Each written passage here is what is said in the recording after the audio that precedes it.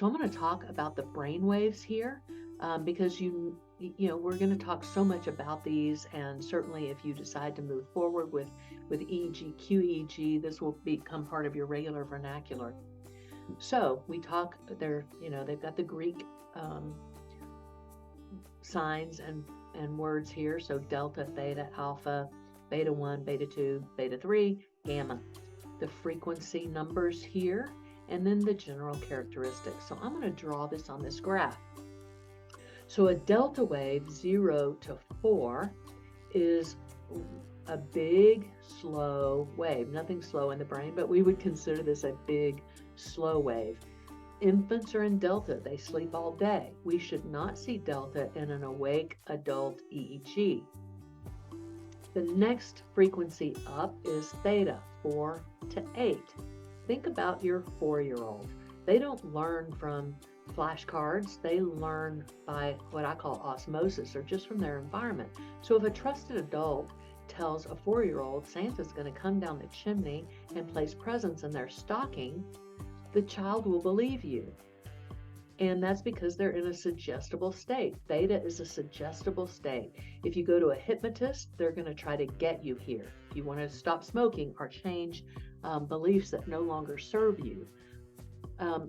I believe that both alpha and theta are dominant in our psychedelic states as well.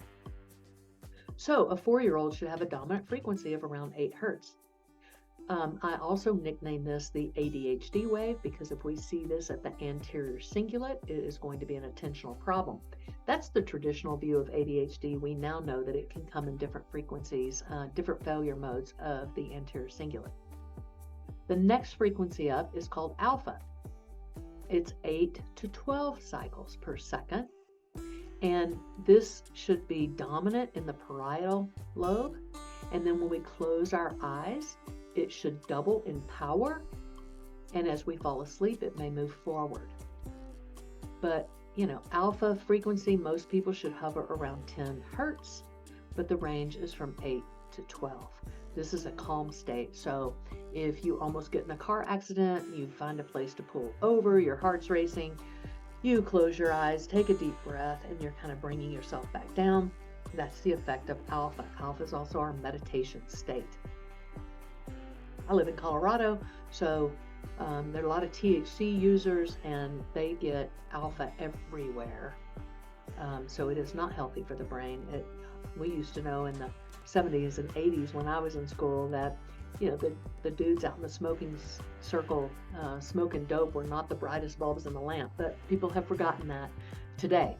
But we certainly see a lot of it out here in Colorado. So all of these would be considered kind of sleep waves, or subconscious processing waves, not thinking waves.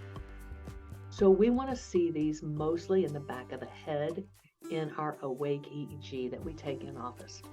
The next frequency up is called beta 1, also called SMR if it's over the sensory motor strip. This is our open focus frequency. This is where learning is best.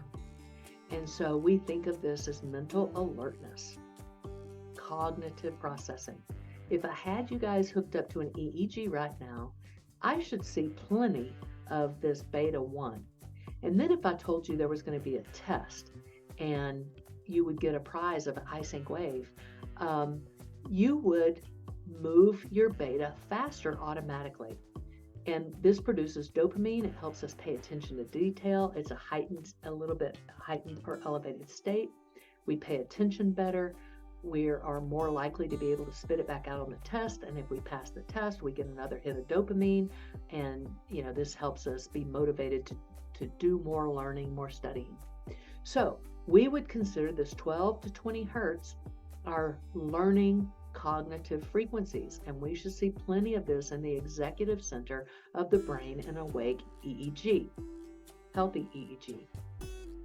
Now, if we get up over 22 hertz, we're moving into what's called high beta. 22 to 35 hertz is high beta. This prepares us for fight, flight, freeze. And we all know that when we kick into fight, flight, freeze, cortisol, adrenaline, norepinephrine happen, and our frontal lobe actually goes off. We stop thinking it's too slow. We need to just react for survival. And so, again, when we see this in an awake EEG, we expect an anxiety disorder. Unless your client's afraid of you, you just should not see this in high amplitude in the EEG. And then, of course, we have gamma, and gamma is 36 to 100 plus because they're still naming all those faster gamma frequencies, but we know this to be a binding rhythm for memory, processing, and organization.